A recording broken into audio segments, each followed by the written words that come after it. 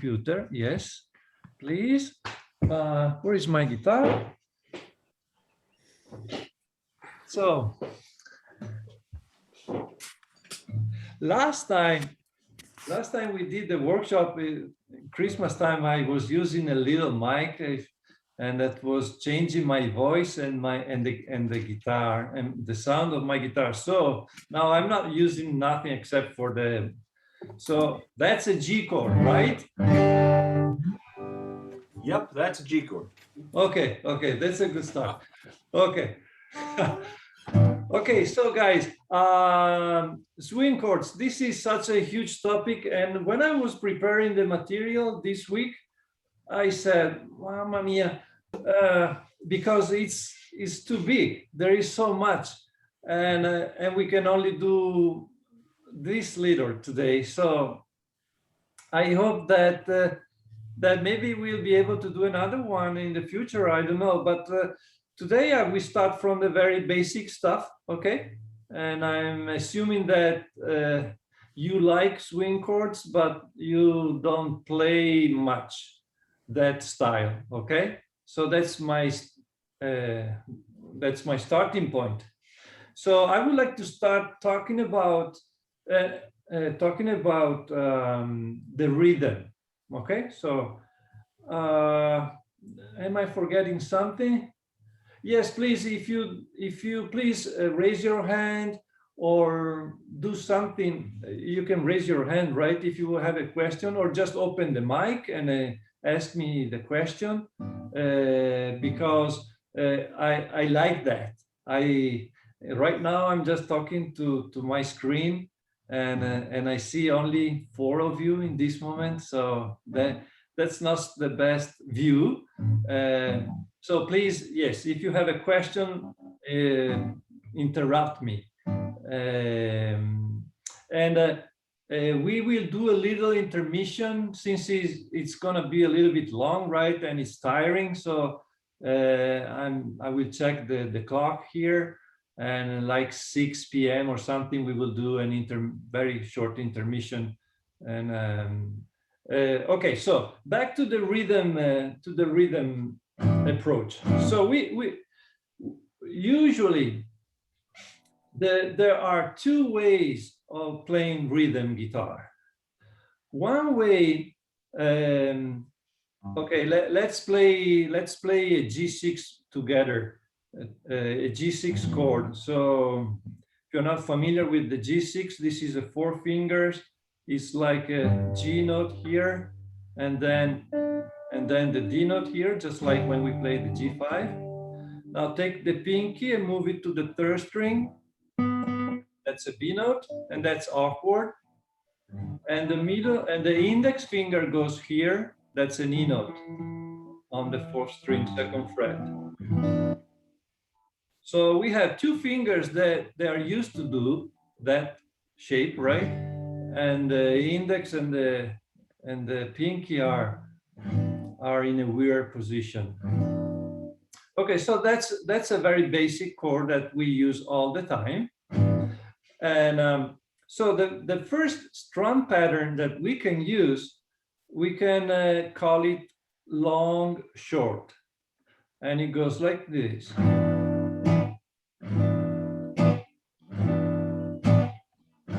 So let me describe what I'm doing. I'm just playing a nice strum, and then the 2nd strum, that's the long, and the short is the same strum, but as soon as I strum, I release the pressure with my left hand. I'm not lifting the fingers, I'm just releasing the pressure. Okay, so, oh, by the way, in this fingering, the 1st string is muted and the 5th string is muted by the middle finger here. And I usually mute the 1st string with my palm right there. Okay, so that's the long short strum pattern. 1, 2, 3, 4. 1, 2, 3, 4. So it's like on 2 2 and 4, we play something that is similar to what a mandolin player does when he plays the chop on the mandolin. It's very similar. You play a very quick strum and you release the pressure with the left hand. Okay. So there is a difference between the first strum and the second strum because the movement of my right hand is slow and quick, slow or fast. You see that?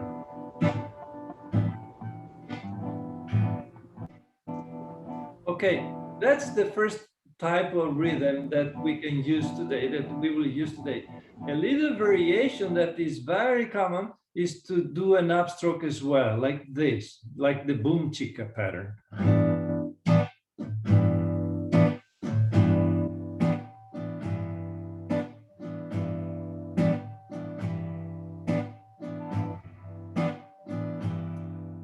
Okay, so I guess you're playing with me. I see some of you are playing with me.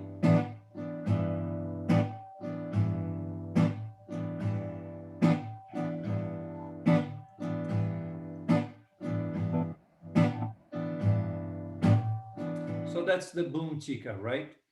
Any questions so far? I think we are good, but let me know, please let me know if you have a question. Open the mic or... Bene, done.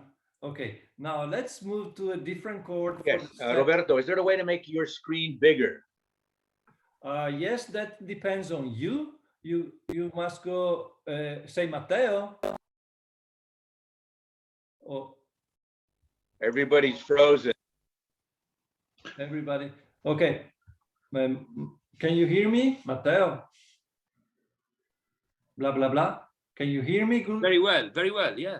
Oh, okay. So you just go on the up corner on your right and you see view and you can change the view there and you can click on speaker in that and then you will see me full screen. If I'm not mistaken, then that's the way I do it usually. That's right. Yep. Okay. Matteo, are you good now? No.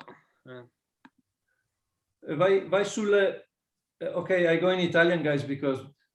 Matteo, vai in alto a destra, c'è scritto view o vista in italiano, non so cosa, da me c'è scritto view. Matteo is trying to see me in a bigger screen instead of only a tiny... Yes, I'm trying to do that also. So you just go up, maybe the top. Okay, I'm okay. Thank you, Roberto. Are you good? Yeah. Okay. Yeah, the top right has a view, a little view button that looks Okay, like a I got it. keypad. There you go. Yes, I got it. Thank you. Okay, okay, guys. And then if everybody mutes themselves, they won't go to speaker. Yeah, good idea, Jeff. I should have said that. Yes, if you turn your mic off, you mute your mic, and you only turn it on when you need to ask a question. Okay, that way it will be cleaner. The sound will be cleaner for everybody. Plus, you'll be the only speaker. And I'll be the only speaker. Yeah. We won't keep switching. Oh, okay. Okay. So now the second strum pattern goes like this. I like to call it short, short, as opposed to short, long. And it goes like, but let me change the chord first. Let's go to a C7 shape. You know this chord, right? C7. And we want to move the ring finger on the last string. And now again, the first string and the fifth strings are muted. So that's a C7. And the second strum pattern goes short, short, like this.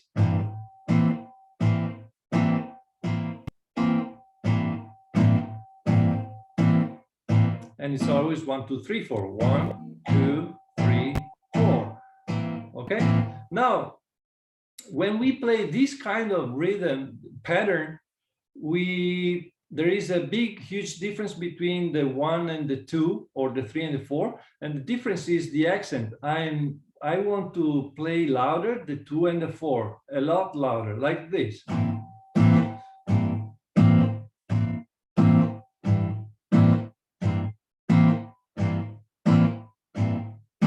Just like that, okay?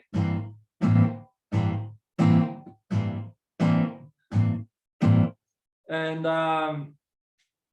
so make sure that you play the 2 and the 4 louder. And again, we have the variation with the upstroke that goes like this, the boom chica variation. So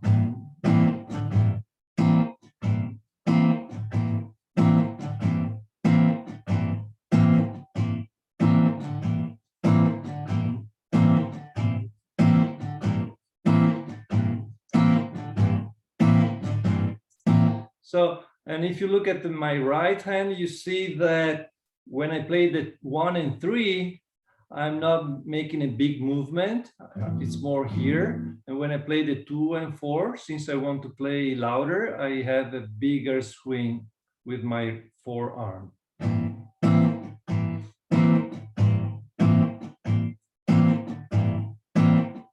Okay. So that's the second strum pattern. Quick recap. Let's go back to G6 and we play the long short.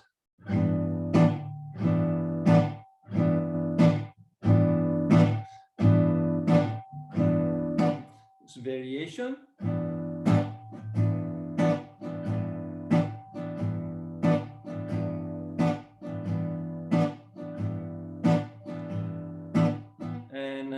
We stay G6 and we play the second strum pattern. Short, short, like.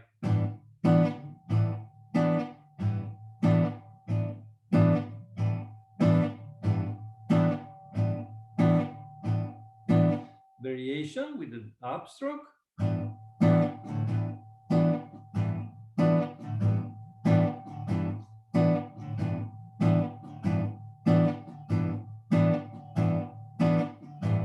Okay, so everybody's good with this. And today I think we will be using both. Okay, we can always decide which one we want to use when we are playing rhythm. So it's up to what we prefer. Okay, for the song, and we can play slow. We can play fast, like at fast tempo, both rhythm, like.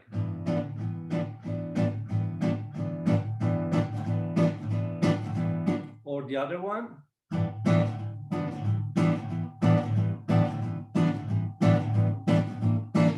Oh, sorry.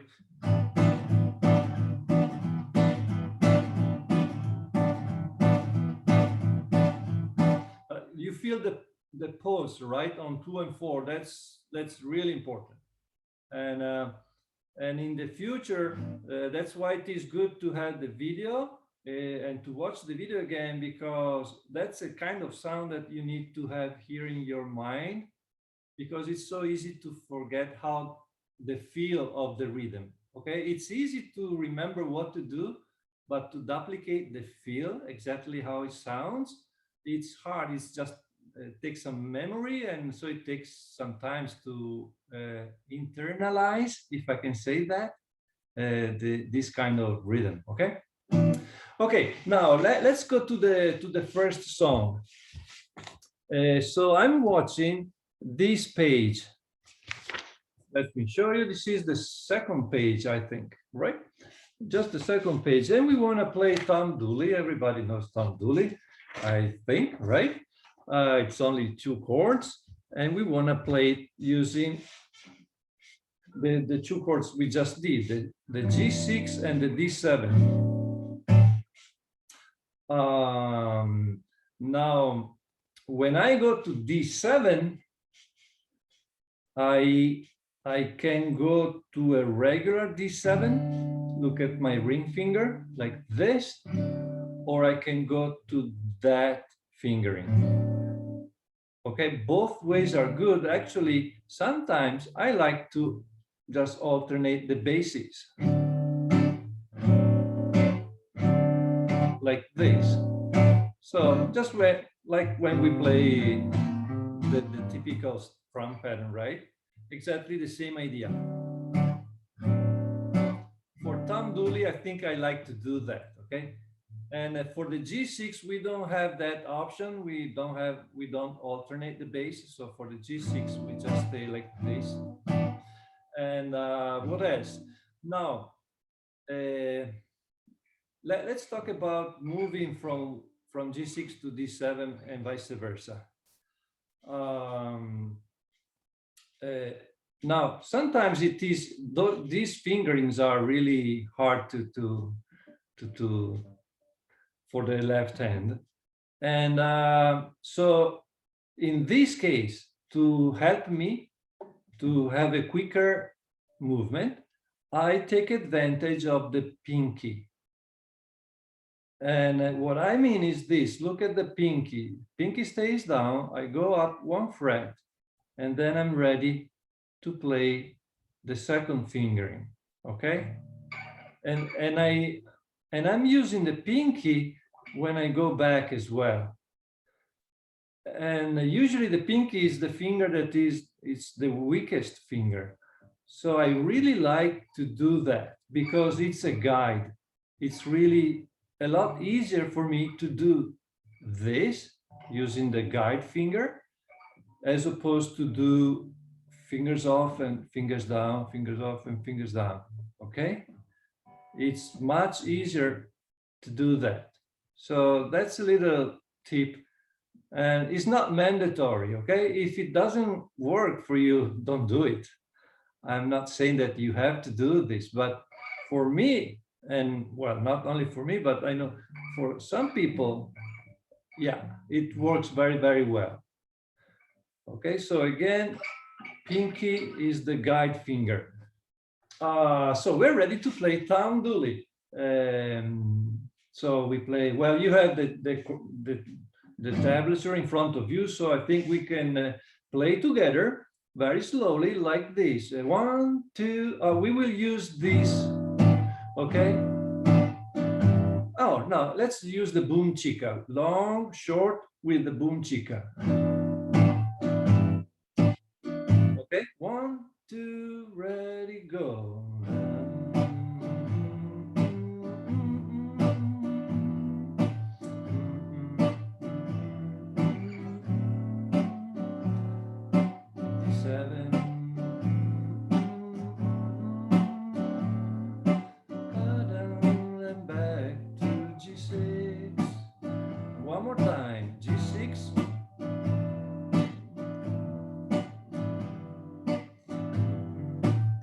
D7.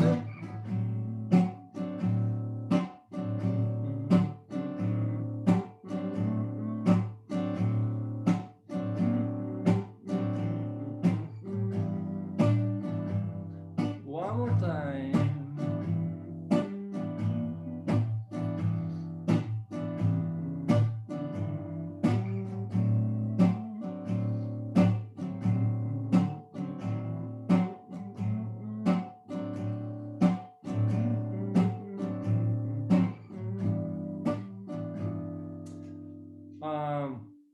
I don't have an archtop guitar,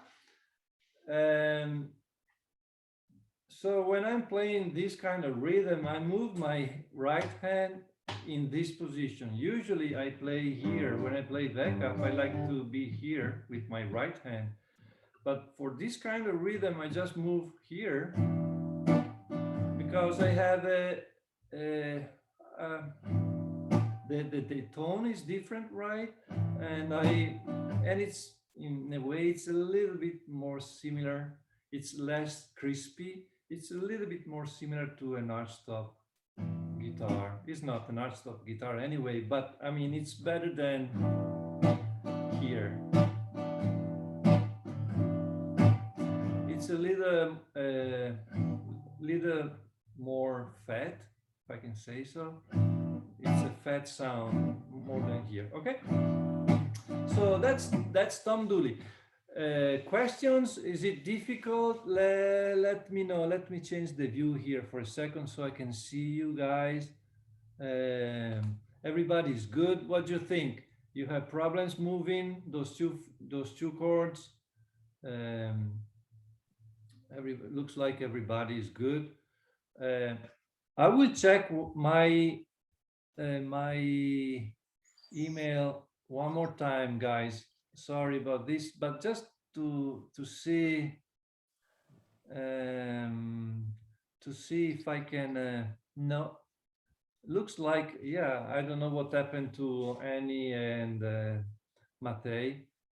I hope they got my email.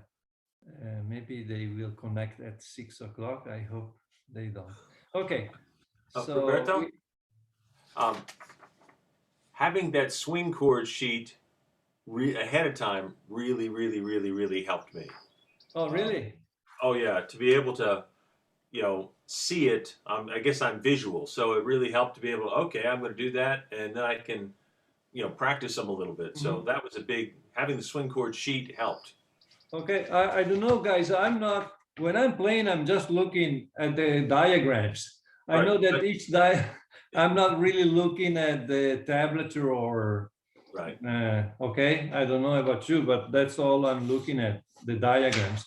And well, I'm looking also at the bars. Okay, but that's all.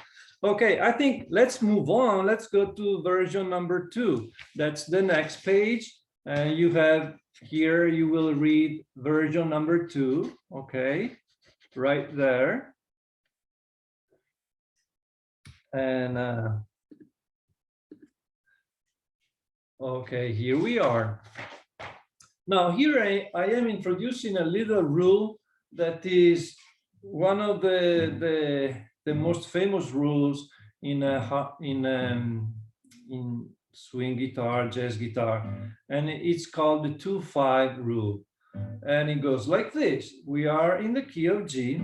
G is 1, D is 5, and 2 is, by 2 I mean the second note in the G scale, so G-A, right? So the rule goes like this. They say if you have a dominant chord that is, in our case, D7, you can play an A minor in front of it, and so it's a chord substitution. We're not really substituting the D7. Actually, we're just squeezing in a new chord. Okay, and which one? The 2 chord, that is A minor, the 2 minor chord. So let's do another example. In the key of C, C is 1, G is 5, right? And right before the G7, okay, that G7, I can play a D minor or D minor 7.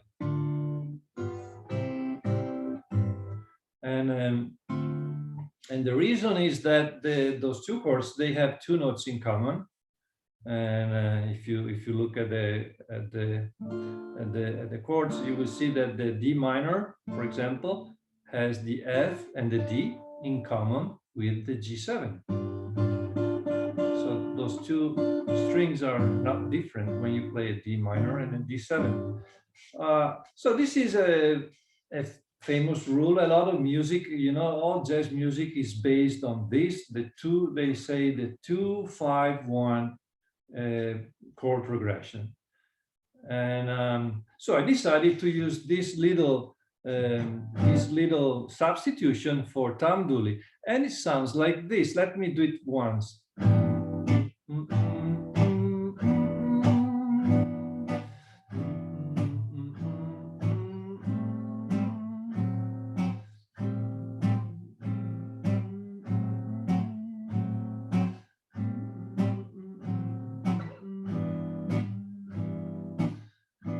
It's sweet and it's subtle, and so we have to learn a new fingering, the A minor 7 fingering. Super easy. I just slide my middle finger up 2 frets. I go to the 5th fret, And then I add my pinky and my ring finger, same fret, string number 3 and 4. So the 5th string is muted again. And now the 1st string is muted and the 2nd string is also muted. And how do I mute them? With my flash here. Okay. So you have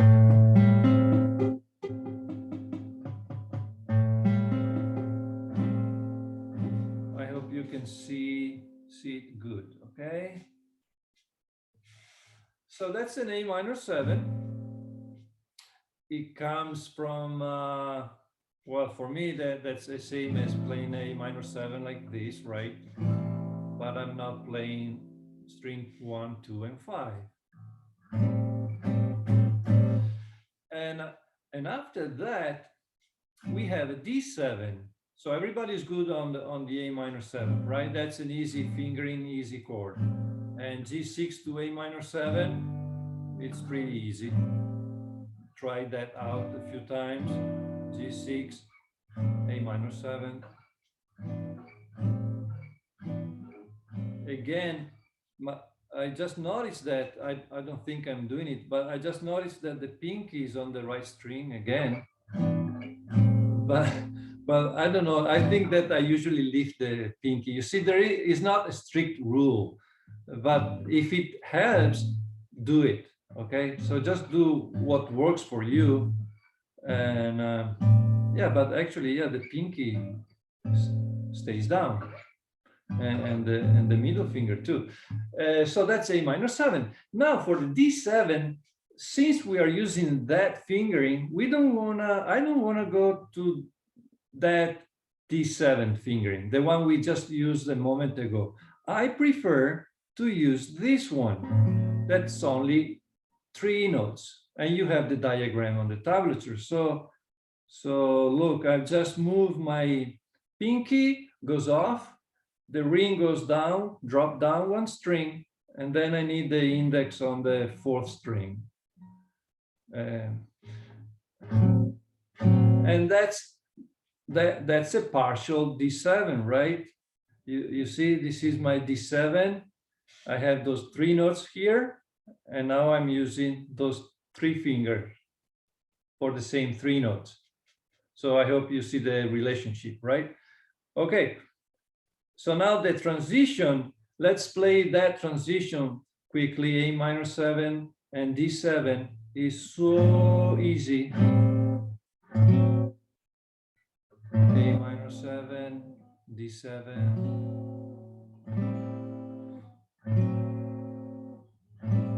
Usually the problem here is not moving the fingers, it's muting the 2nd string and the 1st string. For somebody, you know, that's the big problem.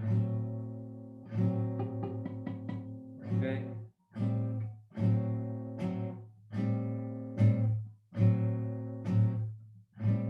A minor 7, D7.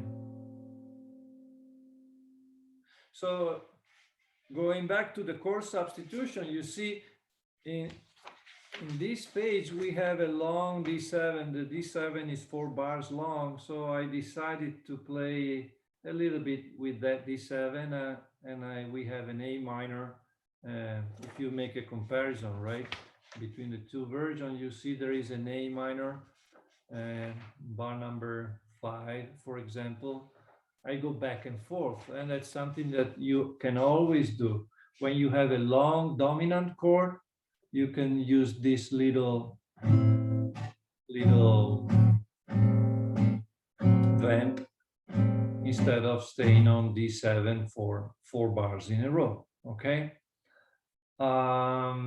Let's try, sorry, I'm not reading the chat, but please just use the mic, okay? Jeff, Jeff, do you just lift your ring finger from the A minor 7 to the D7? Which finger? The ring finger? I lift. No. Do you just lift your ring finger from A minor 7 to D7? Yes, because I need to move the ring finger from the 5th string, from the 4th string down to the 3rd string. Can't you just leave your little finger on the third string? You just Yeah. lift your, On the last string, you mean? you got your, on the A minor 7, Yes. if you leave your first finger on the 4th fret, okay? See. I And you leave can just lift your, you just lift your ring finger and you get to the D7. right. You're right. When I go, yes. Let's see if I go.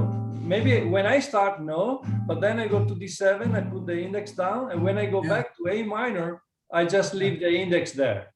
But if you had your index finger already on the fourth fret for the A minor 7, then you just lift your ring finger and it goes right down. Yes. Yeah. Yeah, okay. Roberto, See? it seems not so easy come back from D7 to G6. Oh yeah, you're right. Sooner we need to go back to G6, right? And here we only have Broad trick here. Are there some tricks for this? No, I don't see. Well, yes, you can slide your middle finger for sure. No, he's talking about pinky. No, he's talking about D7. I know, but if you slide that all the way back, you're back into your position, that anchor finger. Yes, but this D7 has no pinky, right? Then Sure it does. It could happen if you leave it down.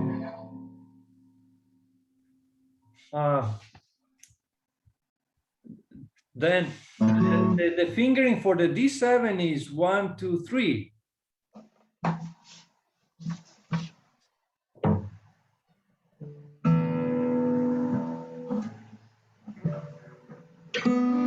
Okay, that's what Jeff was talking about, maybe. Maybe that was Jeff was talking about. If you play, okay. I'm just lazy. I'm lazy, so I keep the first finger down when I go to the A minor. See, yeah. Because the A minor 7th I've got on the 6th, the 5th, and the 4th string, but I left my first finger down on the 4th fret of the 4th string. So I just have to lift my ring finger to get the D7, and that way my little finger can still stay on the third string to slide down to the G. Yeah, I understood that. It's just that little finger can now slide as an anchor, can slide back to your G6. Yeah, I'm lazy. So let me recap for everybody, okay? So what Jeff and Dan are saying is, okay, if you play a minor 7 like this, 2, 3, 4, I'm talking about the fingers, 2nd, 3rd, and 4th, and then D7, you can leave the pinky down, and you have the middle, the index here. Okay, so all you have to do is move the ring finger to go back and forth. That's what I'm saying. And then when you will need to go back to G6, the pinky will be your guide finger again. Okay, that's an option. I usually don't do these, guys, to be honest, but it makes perfect sense. So yeah, why not? I'm with you. Okay, so. It makes more sense to use your index finger as an anchor because it's already on the D string and slide it right back. That's it. Oh, wow. I like that too. You're right. Is that Laura talking? Yes, Laura. Yeah, you're right.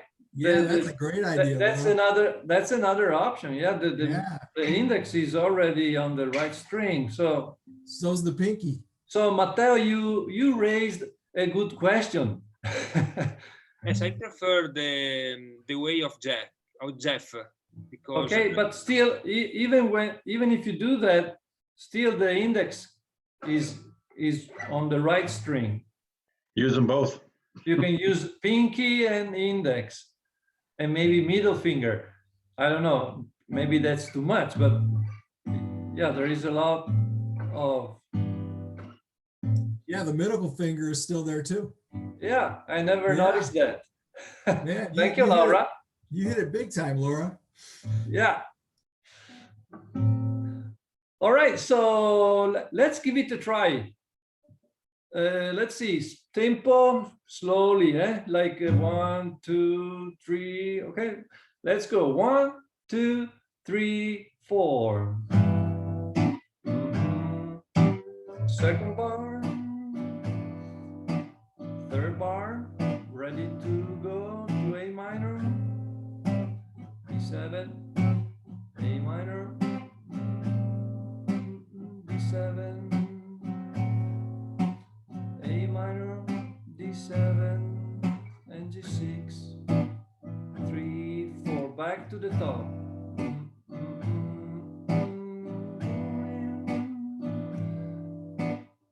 Third bar, A minor.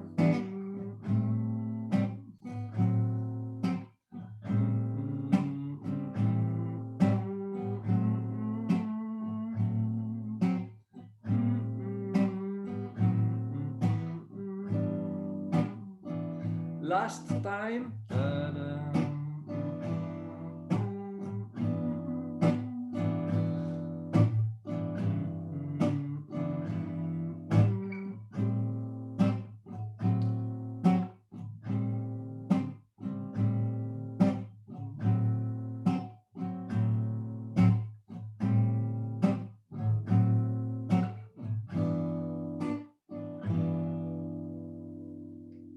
Okay, is everybody good?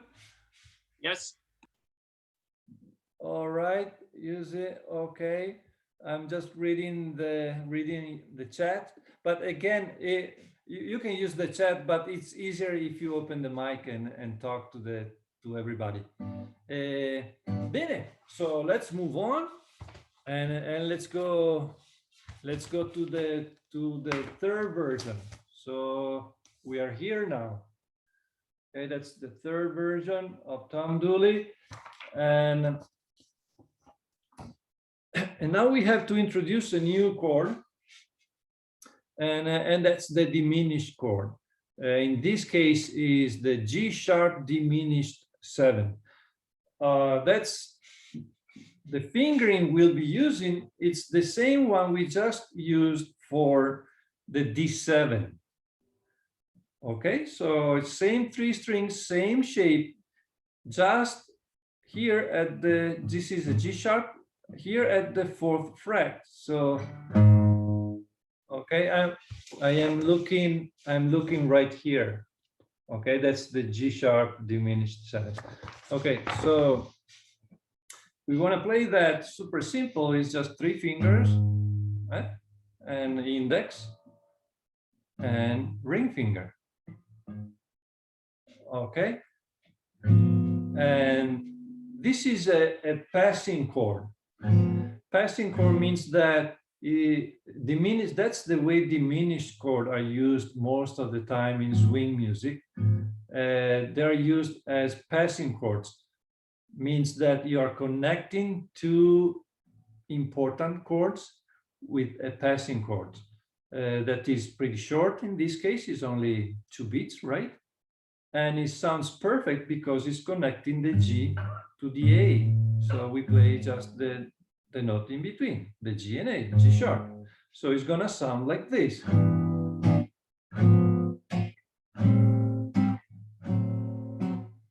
And those 4 chords are used so much everywhere in swing music. And this is also a turnaround if you're playing a blues, for example, or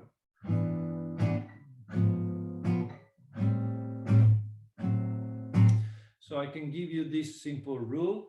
If you have a 1 chord and a dominant 7 chord, that goes back to 1, okay? If you have that scenario and 1 bar each, 1 G chord, 1 D7, you can play instead of G6 for 1 bar and D7 for 1 bar. Here is the rule. You can substitute that with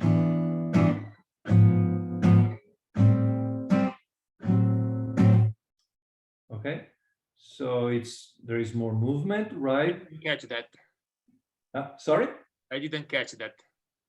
Yes, so this is the simple rule, Matteo. If you have a 1 chord that goes to a 7 chord, to a dominant 7 chord, D7, G and D7 in our case, you can substitute those 2 bars with these 4 chords.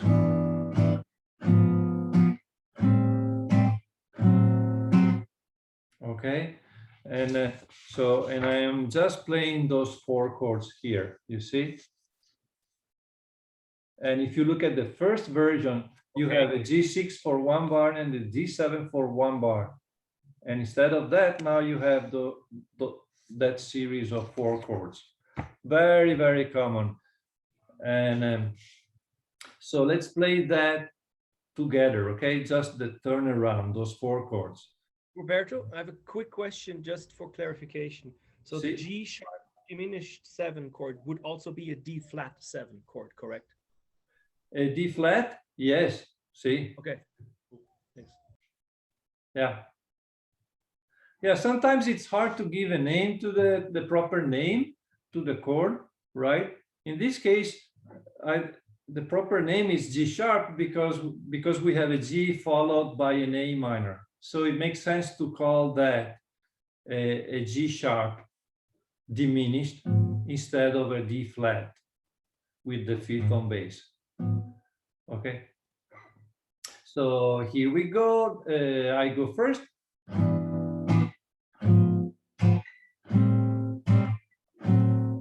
And back. Let's loop that. Okay.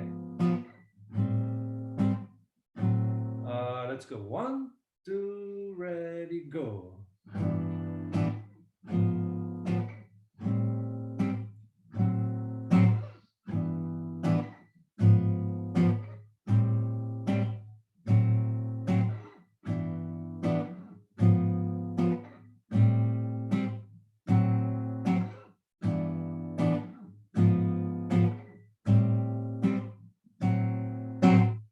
How is that? Is everybody good with this? Please, Roberto, Yes.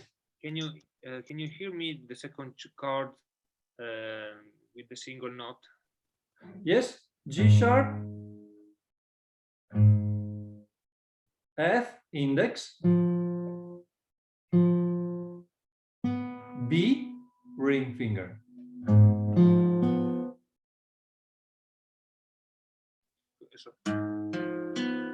Yes. So it's just like the D7, 1 fret down. Same shape. Completely different name, but same shape. Okay, so can we play the whole song now? So I would like to go from the very beginning. So here we go. 1, 2, ready, go.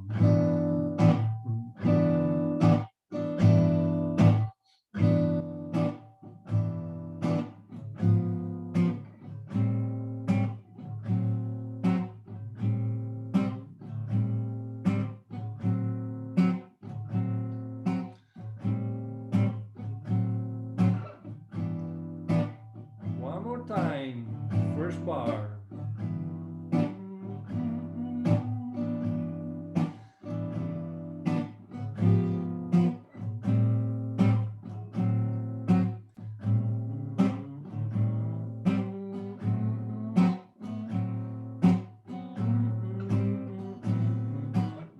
Sorry, my fault. One more time. G6, G sharp diminished, A minor, D7, A minor, D7. Poor boy, you're bound to die. Okay, is everybody good with this? So you see how you can transform a 2-chord song with very basic stuff. We did the 2-5 idea, and then we added this with diminished chord to connect the G to the A minor. So yeah, it's more important to understand what I was thinking, right? Because you can apply the same to other songs. So the song in this case is just a tool to show you how to arrange in a swing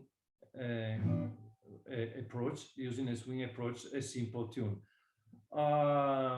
At the very end, is not in the tablature, but at the very end, most of the time, if you are playing in the key of G, you can use two chords, two shapes. It's a G6.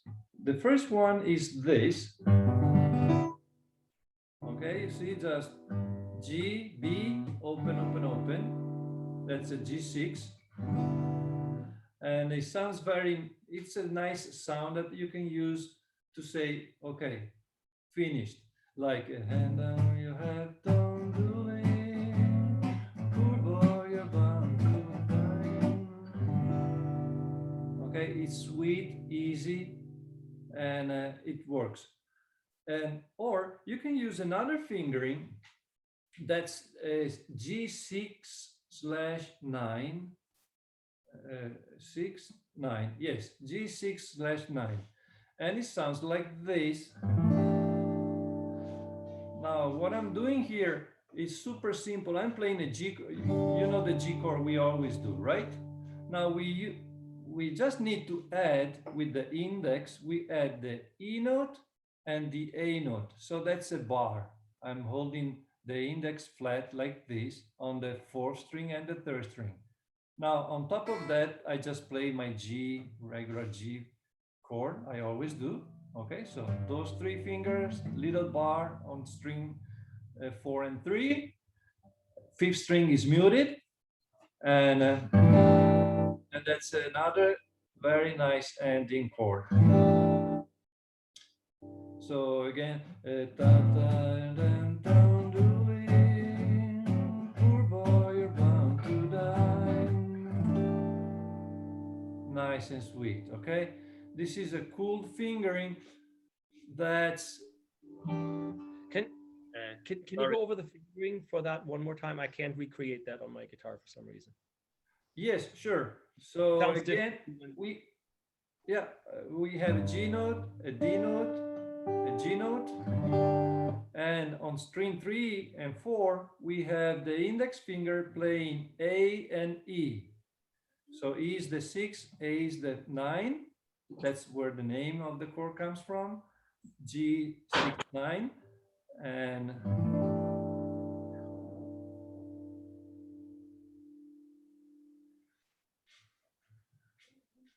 the note A is what? free. The note A. A, yes. Is free. No, the free A, the 5th chord. Yes, that's muted. Is mute. Yes. Yeah, okay. Now, we want to mute that string because this way, that's a movable shape. So this is a G, this is an A, this is a C, okay? And it's very useful. So you can use the same fingering in different keys. We never use open strings today, and we always use movable shapes, okay? Interesting. So if you're playing a song in the key of A, yeah, there you go.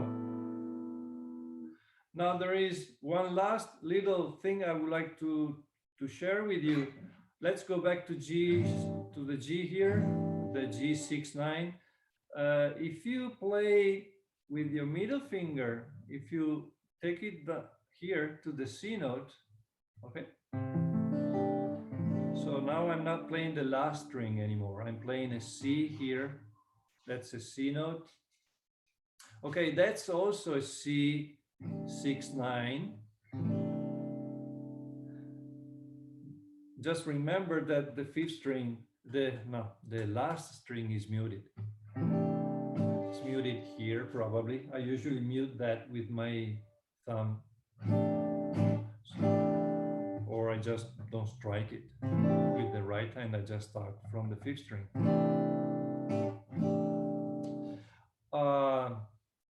So this is a C 6-9, okay, and this is the same chord, a C 6-9 at the 7th fret.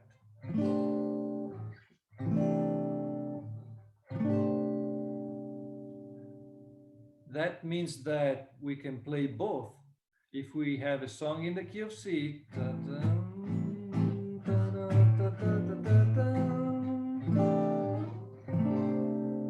and that's super cool. We can use both.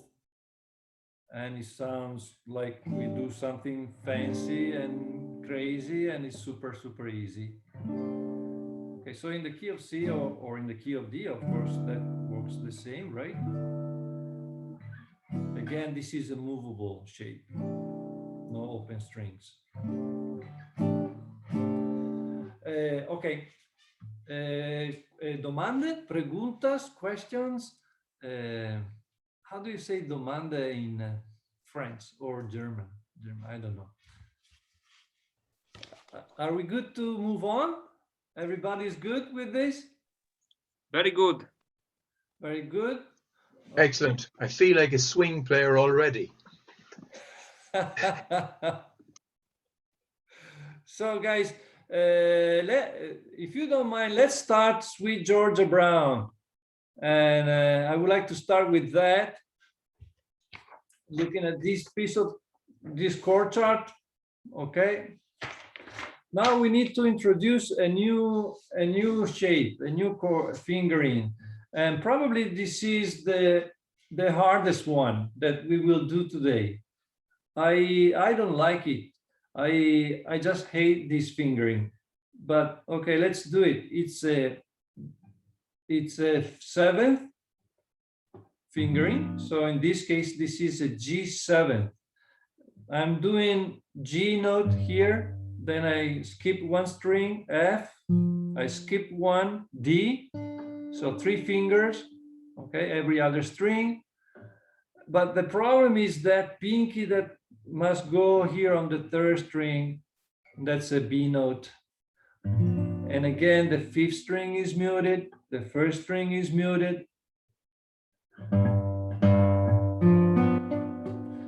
Roberto, can I ask a question about that chord? Yeah. I was wondering about it. So that's a G7, right? Yes. Why don't we just play it like this, like the bar chord? It's much easier. I'm trying to understand the reason. Yeah, it's much easier, right? And it's just like, okay, when you play this, you have an extra note, right? You have this note. That is, and if you don't strike the 1st string, sounds about the same, right? In fact, you can do that. I don't know why everybody's doing that instead. I prefer this one. I'm just like you, Daniel, because that's much easier. I mean, I can, and I know that I don't want to strike the 1st string though. So that string, the right hand must be careful there. Okay, I don't want to go. You see, it's hard to avoid that sound when you do the rhythm with your right hand. Yeah, that makes total sense. Thanks. So I guess maybe that's the reason. Okay, sometimes I cheat and I go just like this. This is much easier for me. That's what I was about to say. Why not do this? Yeah, I don't know why. I don't know. I never seen nobody doing that. I like it. It's super. It's just like a D chord and my thumb here. So why not? You see D chord here and my thumb root, and the thumb is thick enough. I'm muting the 5th string. So for me, that's an easier fingering compared to this one. I think maybe because you can easily go from this down to the 6th. Yeah.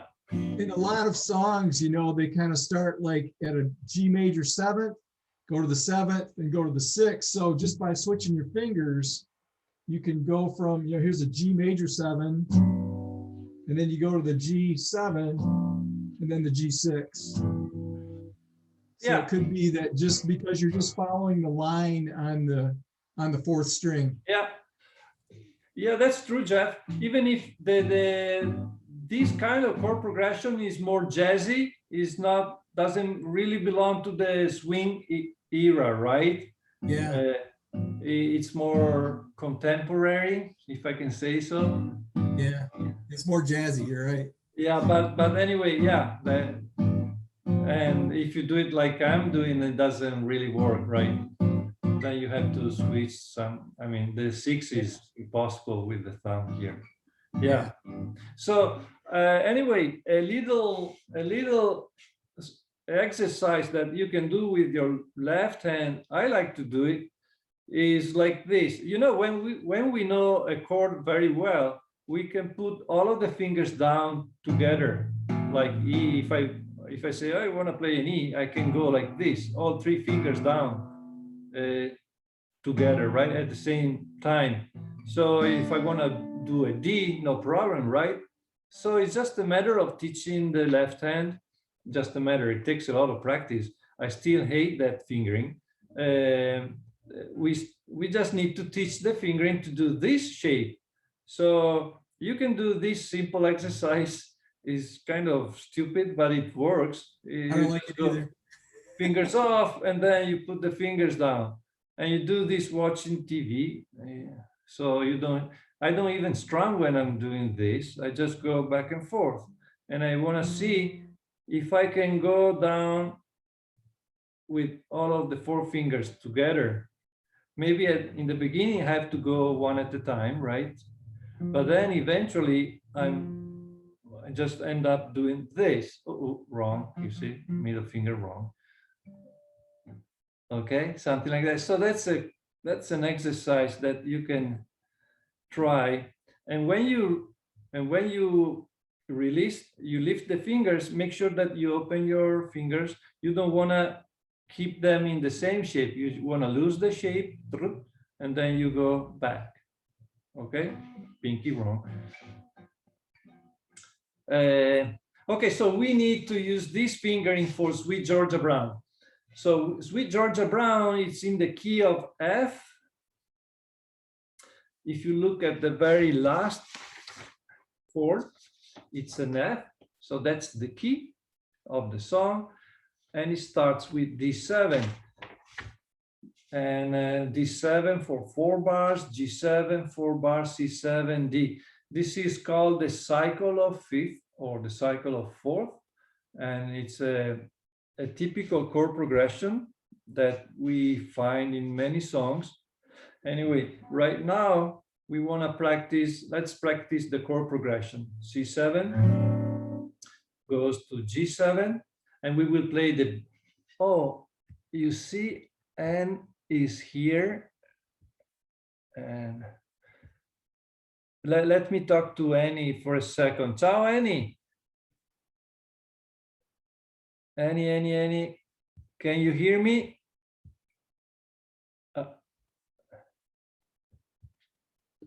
Can you hear me? You're still connecting. So I think she got the wrong. She didn't see my email today. Huh? Anna, or Anna in Italiano, Annette, maybe. Try now. She's. Oh, Annie. Annie, we don't see you, Annie, and we don't hear you. Let's see if I can ask her to. Well, I don't know. Okay, I go back to Annie. When you're ready, please open your mic and say hello. Okay, so we want to use the D7 fingering, this one, okay? 4 fingers, and we can alternate the bass here. And then we go to G7. And again, I like to use my pinky. Pinky is my guide finger.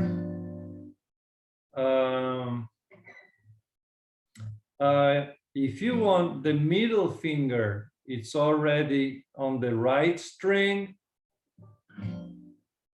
Okay, but so you only need to move 2 fingers like this. You see, I'm exaggerating the movement to show you. That's something that you might try. I'm not a big fan of that. I just usually use the pinky to switch. But honestly, yeah, that's a possibility. Middle finger stays down and you go back and forth.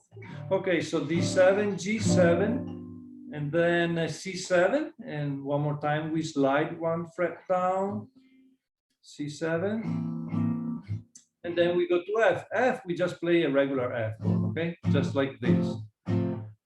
And I like this fingering for the F chord because I'm not bearing the first string, so the first string is muted. Okay, so I don't have to worry that I'm striking all 6 strings, but I'm not. But the first string is not ringing. And then after F, we go all the way up to A7. That's here at the 5th fret. And then we're ready to start over D7 and then G7. Now we have a D minor. For the D minor, we just use this chord, okay? Nice and easy. Here, you know that D minor, of course. And D minor A7, one more time, pinky stays down. D minor, pinky. Pinky is the guide finger. So D minor A7, then we have the last line, F, D7, G7, C, and F. So in the last line, we have the cycle of 5th compressed in one line. So D7, just like the beginning, right? D7, G7, C7, F. In the first part of the song, every chord is 4 bars long. So D7, G7, C7, F. And in the last line, the same 4 chords are squeezed in one single line. Okay. Okay, so here we go. Let's do the other strum pattern now. The short, okay, with the boom chick, like. Okay, you remember that, right? So 1, 2, and 1, 2, 3, 4. D7.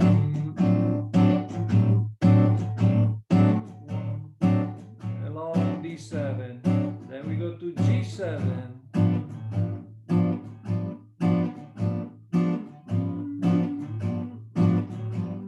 C7.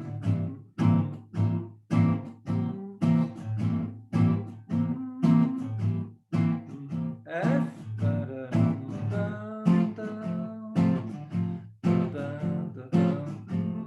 A7. D7. Second part. G7.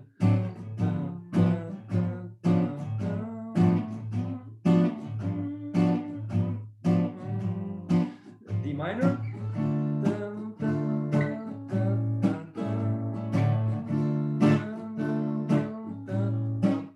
Last line.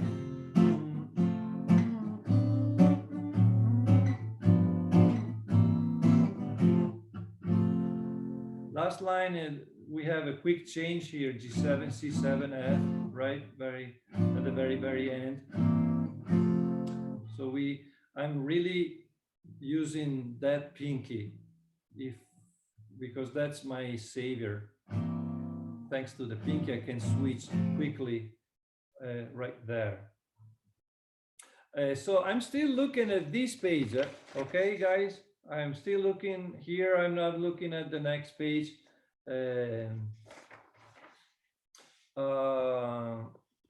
Yeah, before the intermission, before the break, let's talk about a couple of things that we can do here. The concept I am introducing here is another basic concept that goes like this. When you have a chord that stays still for a long time, and we have several chords here, you can create some movement just playing the chord 1 fret higher or 1 fret lower, like this. Let me give you an example.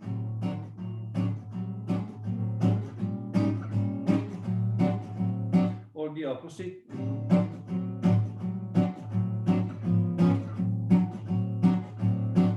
Okay, for how long you want to do that, it's up to you. It really doesn't matter. So right now I'm doing it at the 3rd bar, like 1, 2 here. Okay, and I can do the same for the G7.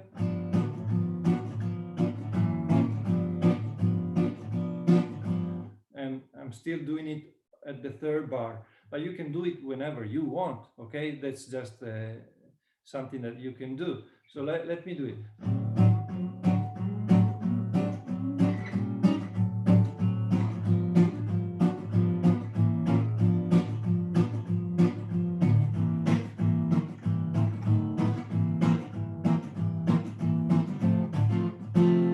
Something like that. Okay, so this is just something to keep in mind. You can, in the middle, anywhere, you have 4 bars. In the middle, you just move to the chord 1 fret higher or 1 fret lower for maybe just 2 beats. Okay, that's what I was doing. I was doing just 2 beats. I was doing 1, 2, 3, 4, 1, 2, 3, 4. That's what I was doing. Or maybe I did that one. I don't remember, but that was let me do it again. 1, 2, 3, 4. 1, 2, 3, 4. 1, 2, 3, 4. 1, 2, 3, 4. Or for the G7, let's say we play an F sharp. Okay, 1, 2, 3, 4. 1, 2, 3, 4. 1, 2, 3, 4. Okay. You can also do this on beat number 3 and 4 if you want. 1, 2, 3, 4. 1, 2, 3, 4.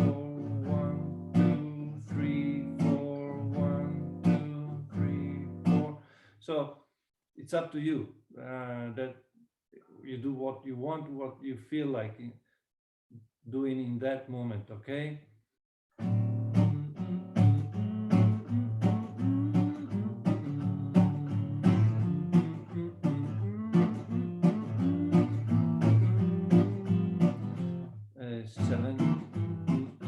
For the C7, we have C sharp, or we have B7, and B7 just like that, right?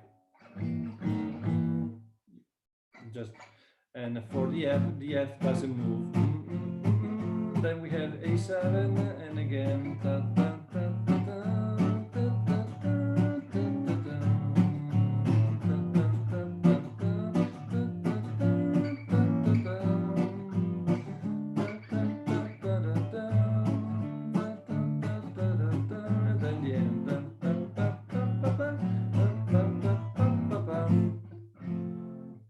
Okay, so that's one idea.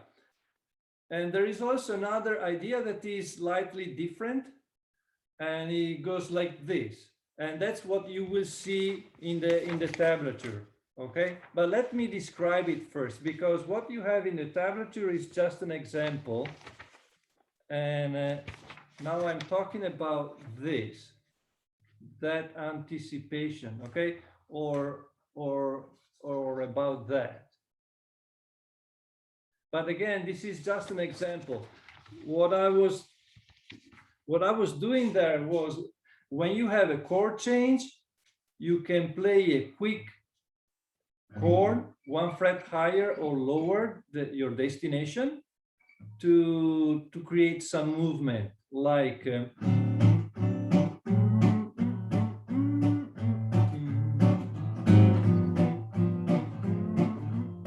okay, you see that? Slow-mo.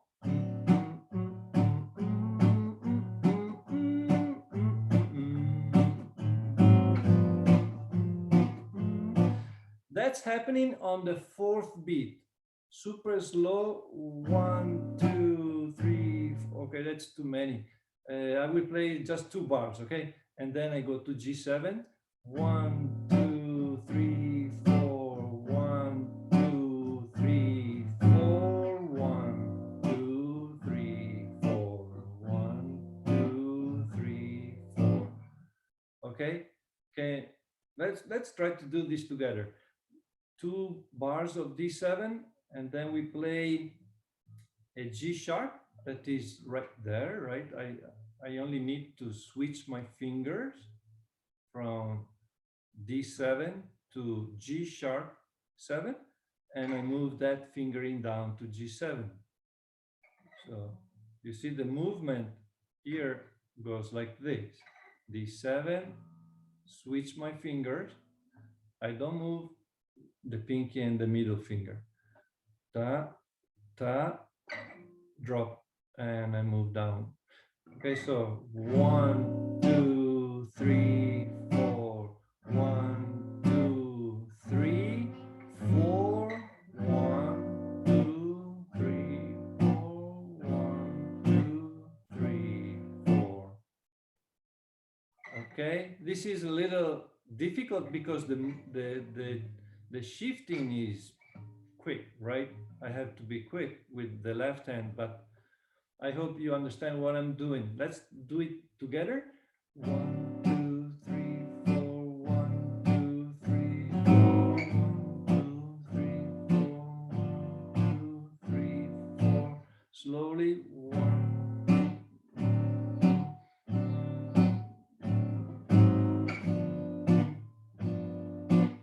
And that 4 is not a staccato, it's a I'm holding the chord here, okay?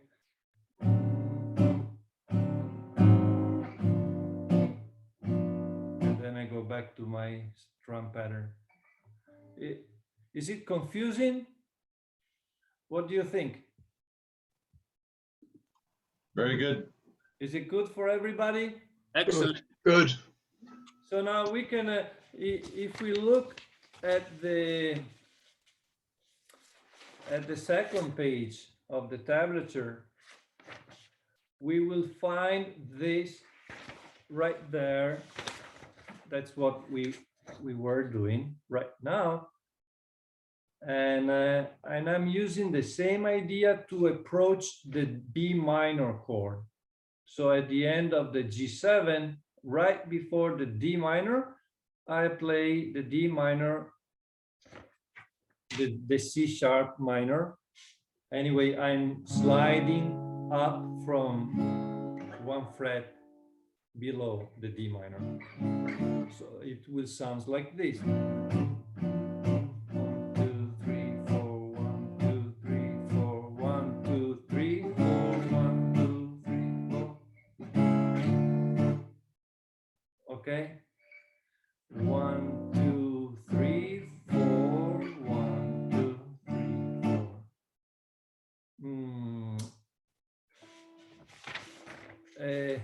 You see those zeros in parentheses? I decided to add those because when we do this, we always play an upstroke right before the change. And actually those strings are muted, it's just noise, okay? So I decided to be to be very, very detailed in the tablature about the right hand. So I hope it's not too confusing. So I go back to G7 and I slide into the D minor, and 2, 3, 4, 1, 2, 3. You see that?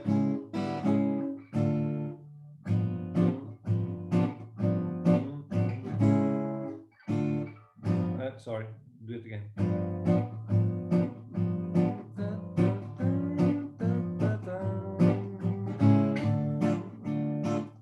You see, ta-ta. There is that, but it's not really open strings, okay? It's an upstroke, some noise. What's left to say? Oh yeah, at the very end, and then we're done. At the very end, instead of playing this D7, F, D7, instead of playing that, we go with an F7. I'm looking at this line now.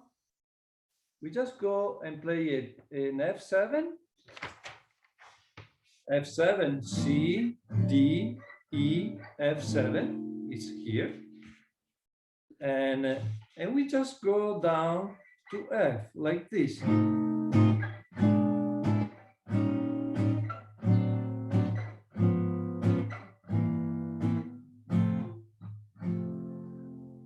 That's so it's cool and it's easier than playing F, D7, G7, C7, F. Way easier. We just start here. This is F note, fret number 6.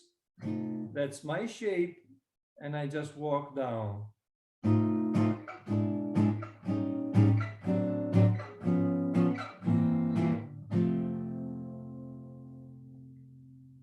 Okay, that's a little variation that is pretty common in Sweet Georgia Brown. Can you play one single note, please? The single notes for what? For F7? The last chord. The last chord?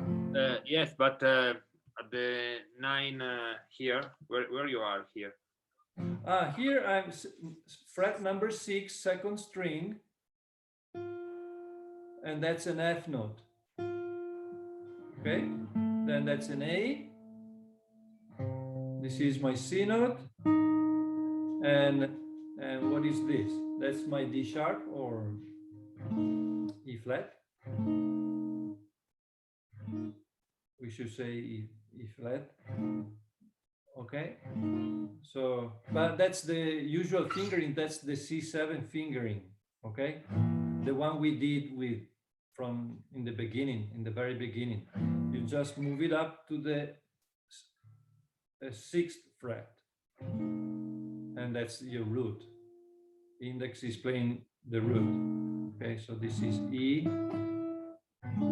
D, C, G, A, and so on. It's a movable shape, right? No open strings. Okay, there's something in the chat. Dan Jack, what kind of guitar are you playing? Hey Dan, what kind of guitar are you playing?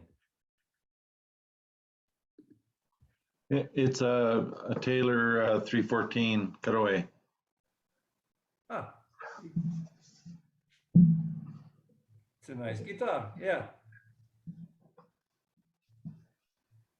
Okay, guys, so let's play and then we take a little break. Let's play Sweet Georgia Brown. Mamma mia, it's so late already. Okay, let's play Sweet Georgia Brown. I'm sorry. Sweet Georgia Brown from the very, very top. If you want, you can read those 2 pages, okay? That's what we are playing now. I think we should do this. So if you look back the video, you will have a video, something to relate to. Okay, here we go. So 1, 2, 3, 4.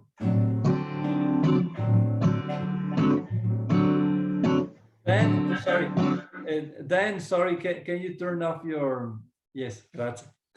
Again, 1, 2, 3, 4.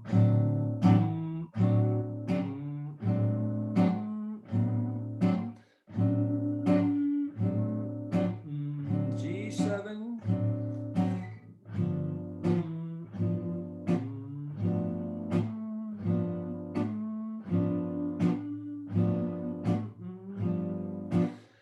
C7.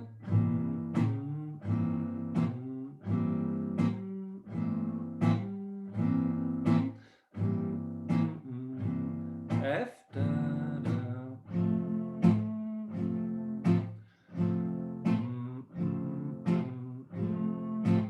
A7. Second page. D7.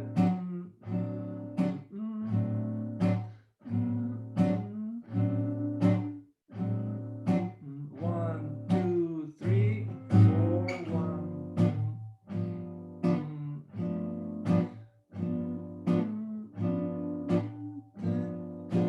1, 2, 3.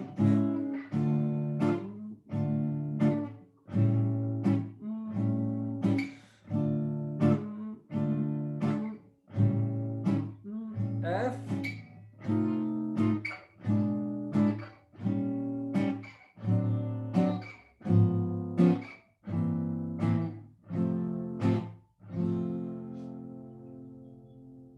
Right. Yeah, we made it. Any questions, guys? Can you do like a chromatic up 3, like up 3 steps or whatever? A chromatic up 3. Yeah, so like a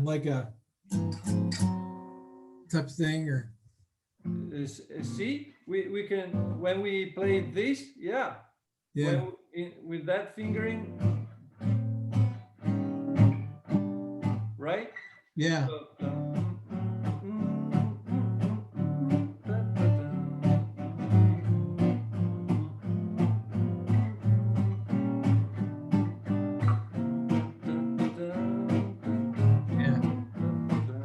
See, yeah, that's another very cool little run that you can do from 1 to 3, as you said, Jeff. Yeah. Let me explain it for everybody, maybe. Okay. If you don't mind, Jeff, even if you already know it, but maybe this is nice and useful for everybody.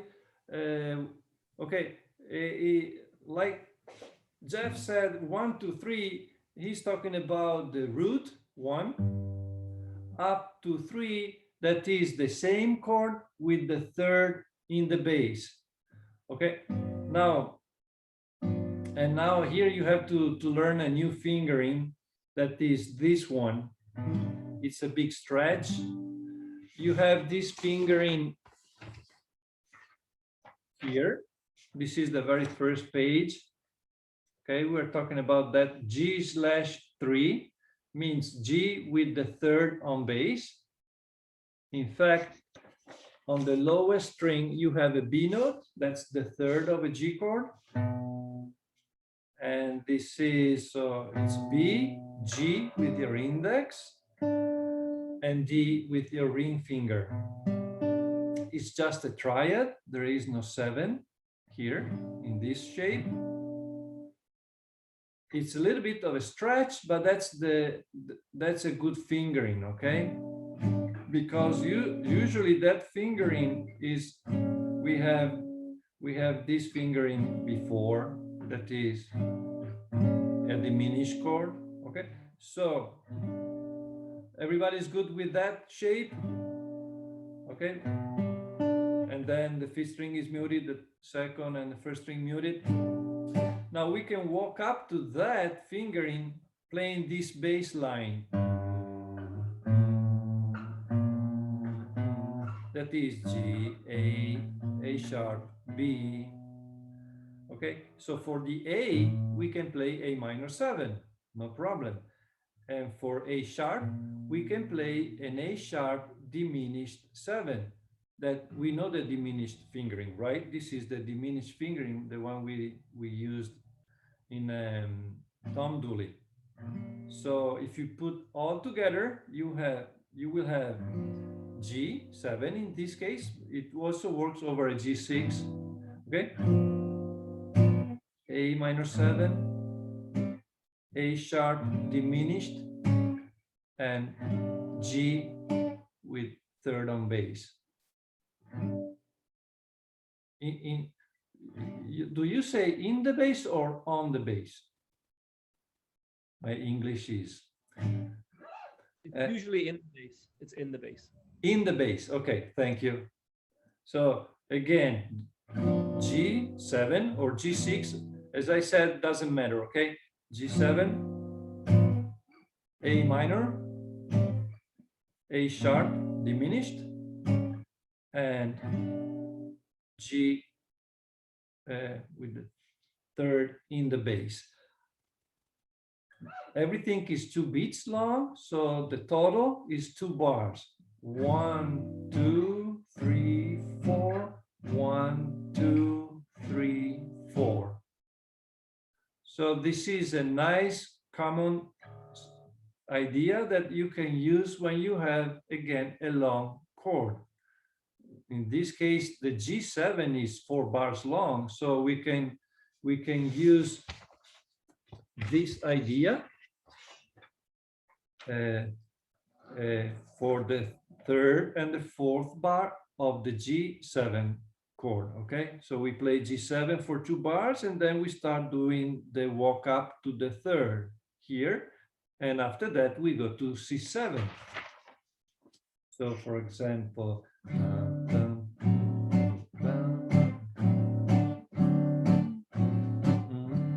now the G7, 1 bar, second bar, and now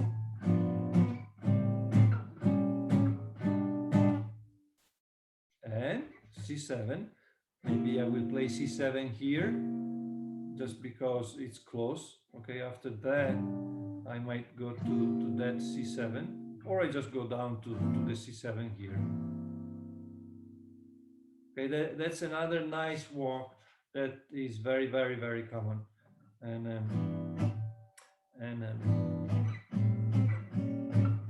again, it doesn't need to be a dominant chord. Okay, it can be the 1 chord. You are in the key of G, you have a G6 that's 2 bars long, and you can do also the opposite. Okay, so if you want to start from 3 and go back to 1, same idea. Oh, okay, now I think we said that we had an hour and a half, right? Okay, guys, let's do, I don't know what to do here. We have so much left to do.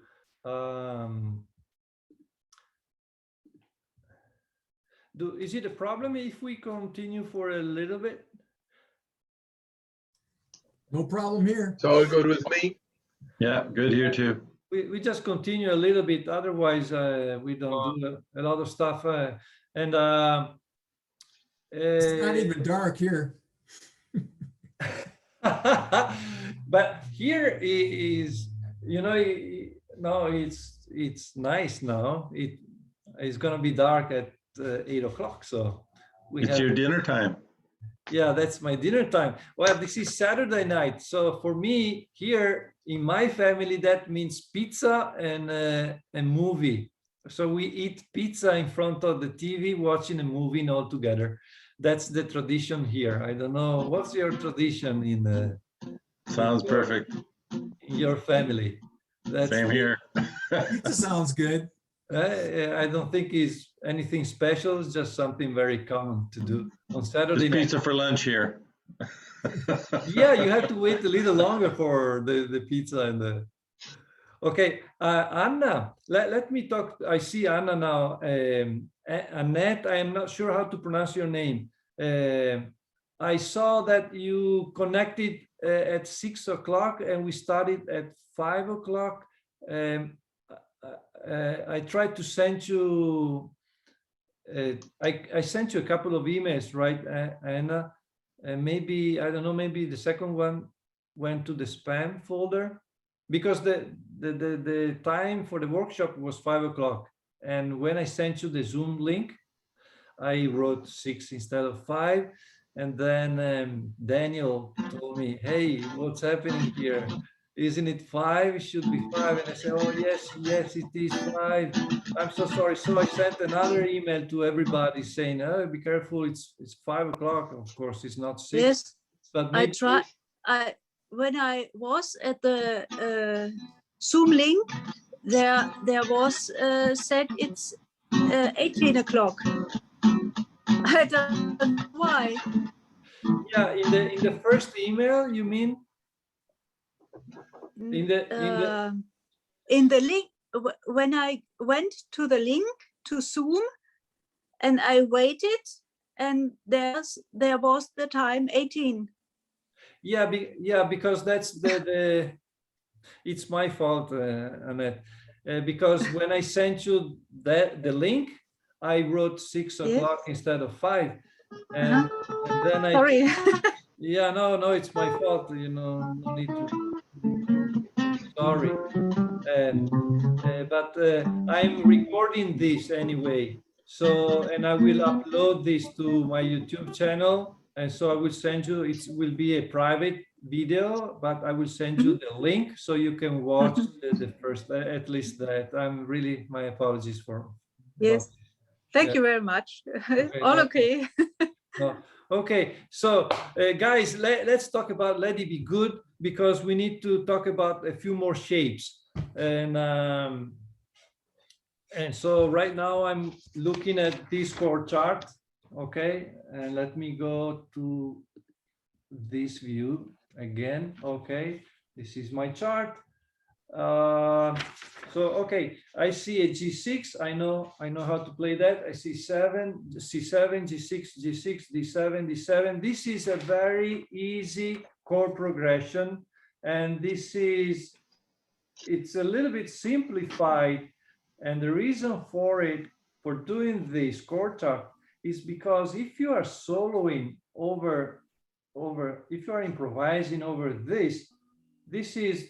those are the big chords that you are keeping in mind as you are soloing. So you have a 1 chord that goes to 4, then it goes back to 1, and then you go to 5. Okay, and then in the B part, okay, you start on the 4, you have a diminished, must be careful there. Then you go back to 1, E minor is just like 1, so we don't care about E minor, it's the relative minor of G. So if we're soloing again, that E minor is no problem. Then we have an A7, and that's something to keep in mind. And then A minor D7, A minor D7. You see that's the 2, 5, 1. Am I pointing right? Yeah, because we talked about the 2, 5, 1 before. So 2, A minor D7, G. Okay, now we want to play this chord progression, and we need to talk about the C sharp diminished, right? Because right now, if I see that, I can think about the C sharp here. Sorry, let me C sharp here, and that's up the neck. So we have another fingering for the diminished chord that is here. That's a C sharp as well, and this is a 4-finger fingering. And I am talking about this diagram here. Okay, root on the 5th string.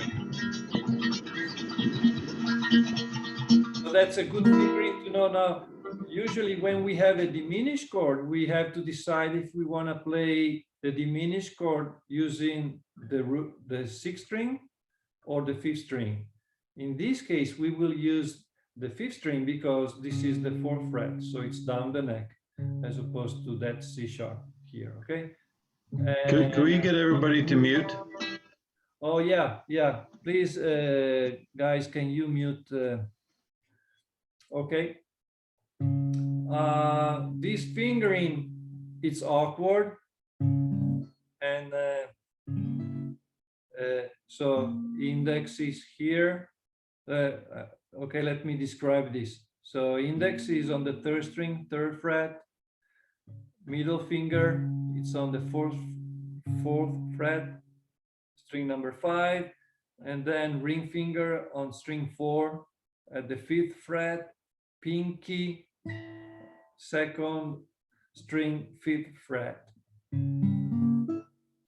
The last string is muted, the 1st string is muted.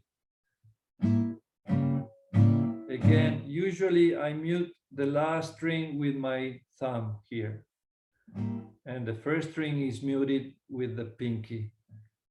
The pinky, I just lay the pinky on the 1st string so that 1st string doesn't ring.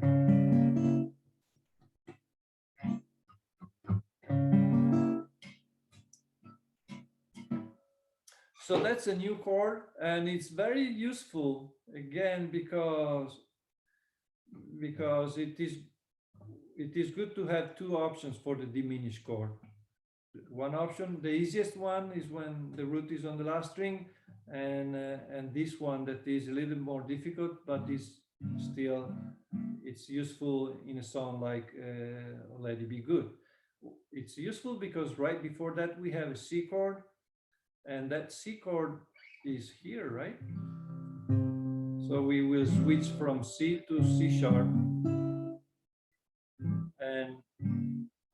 and actually instead of a C chord, in swing music, we can play a C6 chord.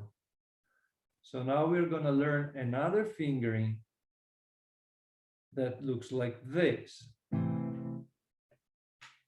But this fingering is very easy. It's just an A minor. You see my A minor here, and then the pinky goes here because that's a C note. So it's like a combination of an A minor and a C chord. You mix the 2 fingerings, and that's your C6 chord.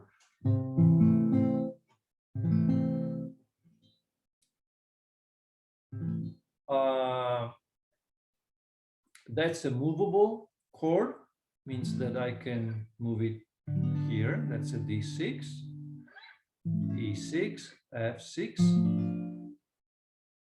That's good to know. And this is one option. The other option is to go with your pinky on the last string, like this. And in this case, it's still a C6 with the 5th in the bass. And that's also very common, right? It's just like playing C7 with the 5th on the bass. We did that before, right? When we were doing the C7, the D7 here. See, my root is, the root is here, but I'm not playing the root, I'm playing the, and the same goes for this one. Same family, same shape. C7. Yes, Daniel? Would this also be an A minor flat 7 chord? A minor flat 7? No. Because it has a G? If you do it like this, okay, yes, an A minor, yeah, A minor 7, you mean, right? Yeah, A minor 7. Mm-hmm. A minor 7 with the flat 7 in the bass. Cool. Yeah. Okay, so we will need that fingering, and now let me give you another simple, very simple rule. When you have a dominant chord, you can transform that from like a C7, the 2nd chord in the chart. We have a C7. We can add more spices more spices to it, and we can play a C9 instead. So C9 is just another way of playing a dominant chord.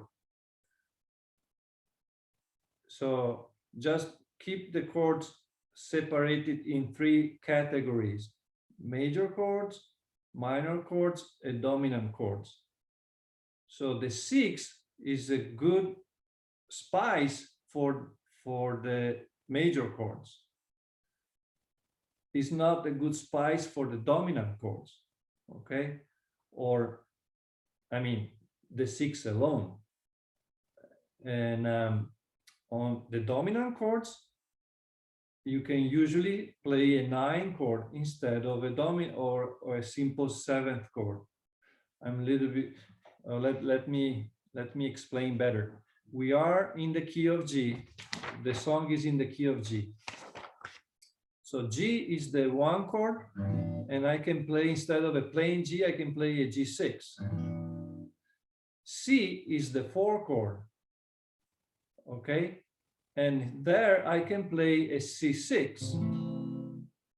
I can also play a C9 and or a C7, even if C is not a dominant chord, in this case, because it sounds good, okay? But that's more of an exception, because usually we play the 7th over the dominant chord, that is D, like over the 5 chord. Okay, I hope this is not too confusing. So again, on the 1 chord and on the 4 chord, we usually play 6. On the 5 chord, we usually play 7 or 9. Okay, that's the general rule. In this case, for Let It Be Good, we have a 7th chord on the 4 chord, just because it sounds good.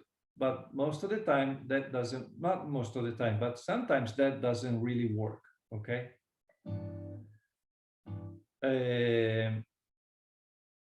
Back to the 9 chord. So when I see a D7, I know that instead of playing a D7, I can play a D9. How do I play that? Well, I just need to raise the root, the 1, or the 8, okay, let's call it 8, up 2 frets, 8, 8 sharp, 9. So on the 2nd string, I don't play the root anymore, I play the 9. Now let me put it all together. So you see, on the 2nd string, I need to play this note. So I have to switch my fingering like this.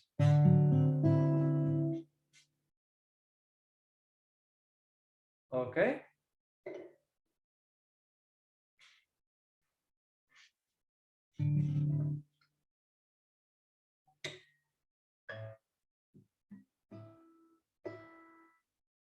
And maybe I can play this bass. And we know that, right? We know that we can play the root or the 5th, but that doesn't change the name of the chord in this case. It's always a D9 chord.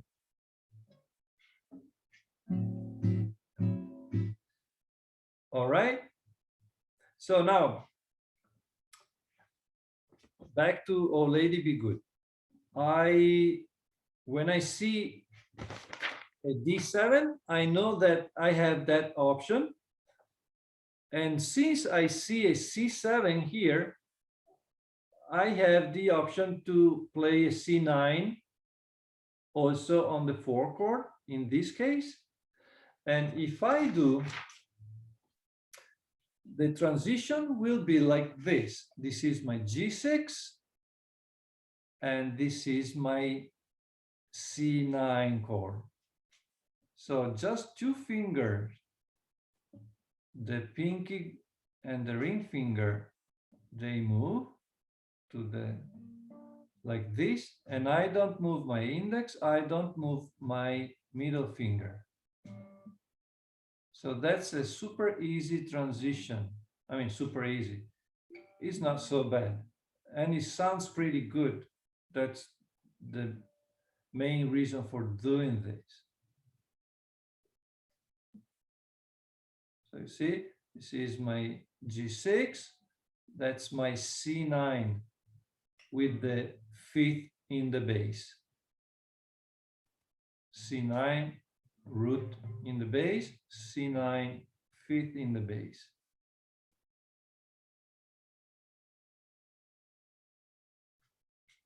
Okay? Okay, so now just listen.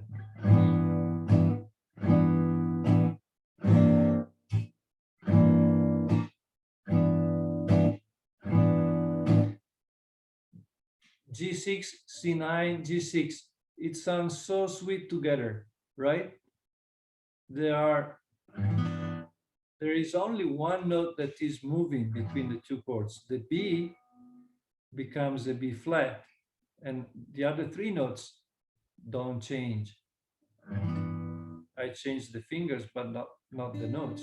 The only note really moving is this. I'm sorry.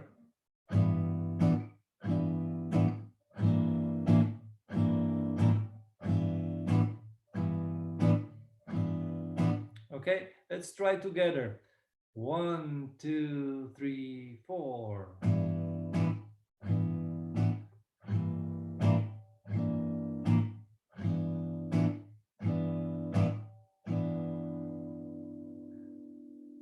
Are we good? Is everybody good with this? Okay.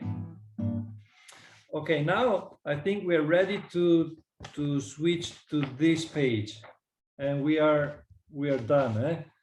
I mean, we can switch from. Don't look at the chord chart anymore. Just go to the chords here. Okay. So we have 3 pages for Oh Let It Be Good, and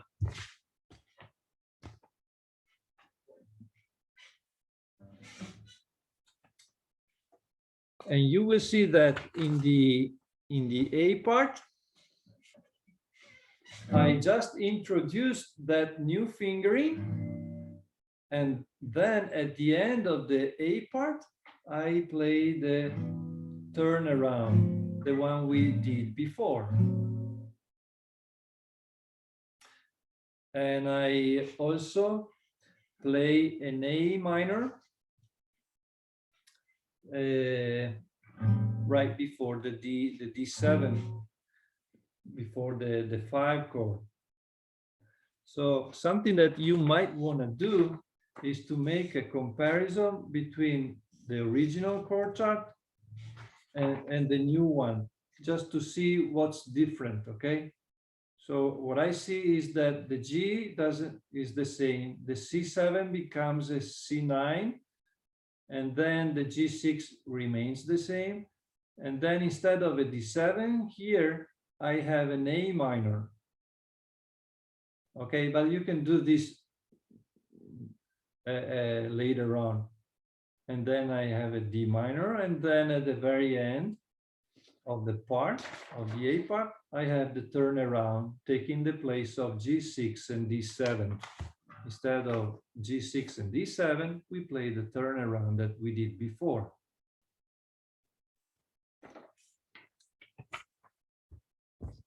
So let's play the first A part. Okay, here we go. 1, 2, 3, 4. C9, G6, G6, G sharp, A minor, D7, G6. Here is the turnaround. End of the A part. Okay, are you with me? Okay, I will do it again. Okay, one from the top, A part. 1, 2, 3, 4. C9, G6, walk up to A minor, D7, turn around.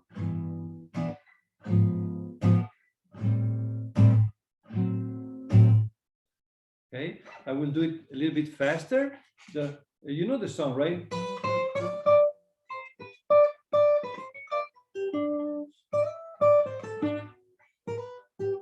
Right? Let it go. So.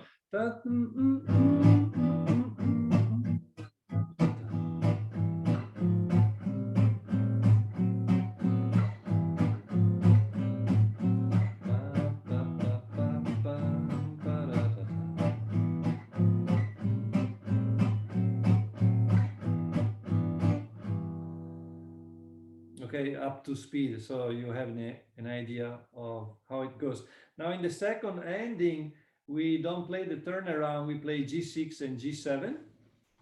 That's the meaning of first ending here and second ending. So we don't play the first ending the second time, and we go straight to the second ending, that is G6 and G7.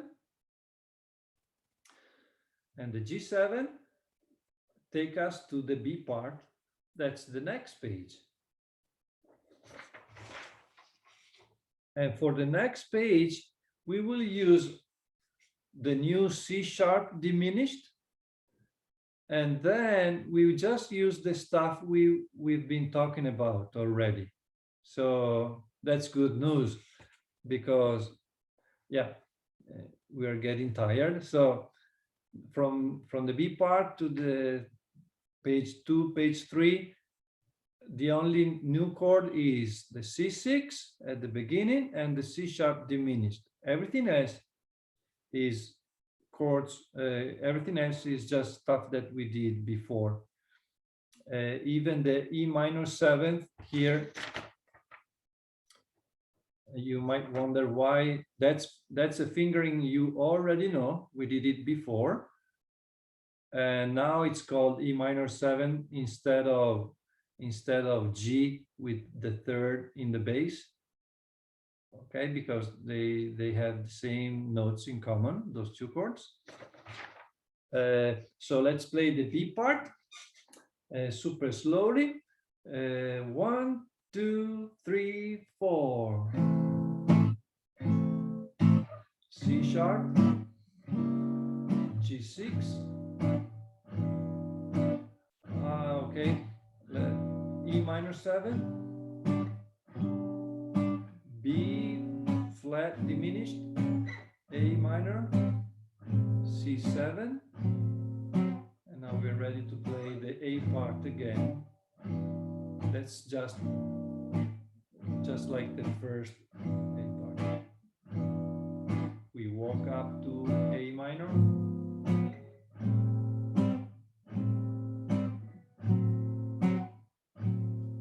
G6,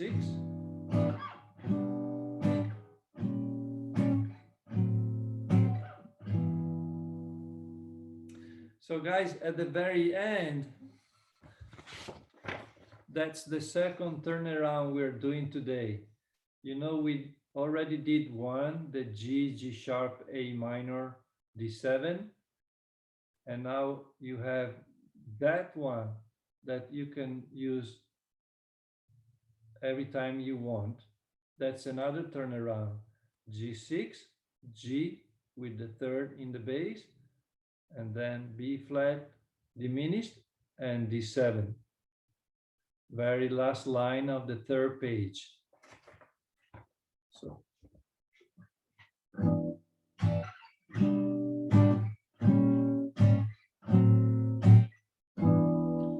So I can decide if I want to do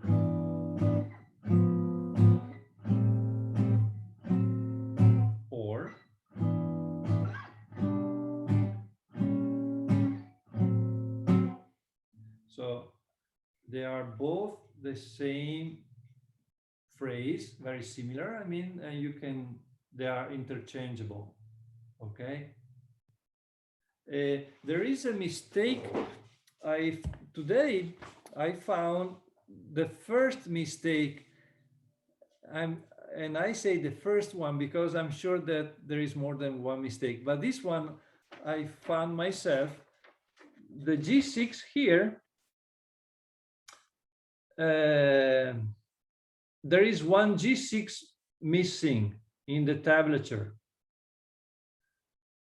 Okay, so the correct version is C6, C diminished 7, G6, G6. Okay, there is a full bar missing. And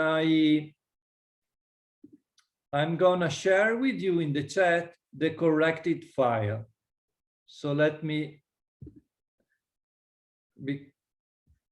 share it with you. Where is it? Here. Let it be good. I hope everybody can see there is a PDF file. Just need to download in the chat. You know where the chat is, right? And that's the corrected file. Okay, got it. Good.